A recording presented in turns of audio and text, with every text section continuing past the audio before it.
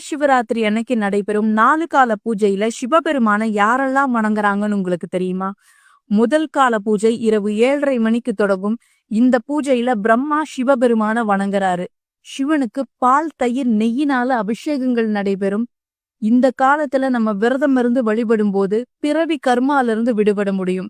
2ஆம் கால பூஜை இரவு 10:30 மணிக்கு தொடங்கும். இந்த பூஜையில விஷ்ணு பகவான் சிவபெருமான வணங்குறாரு.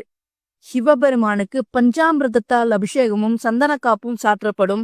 இந்த காலத்துல நம்ம விரதம் இருந்து வழிபடும் போது தனதானிய சம்பத்துக்கள் சேரும்.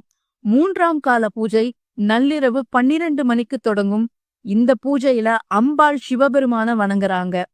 சிவபெருமானுக்கு தேன் அபிஷேகம் செய்து பச்சை கற்பூரம் வில்வத்தால அலங்காரங்கள் நடைபெறும்.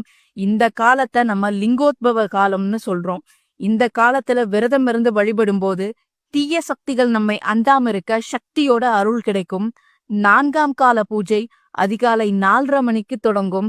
இந்த பூஜையில 33 தேவர்களும் முனிவர்களும் ரிஷிகளும் பூதகணங்களும் மனிதர்களும் உலகத்தில் இருக்கும் அனைத்து ஜீவராசிகளும் சிவபெருமான பூஜிக்கிறதா கருதப்படுது. இந்த சிவராத்திரி அன்னைக்கு நாமும் விரதம் இருந்து வழிபட்டு சிவனோட அருளை பெறுவோம்.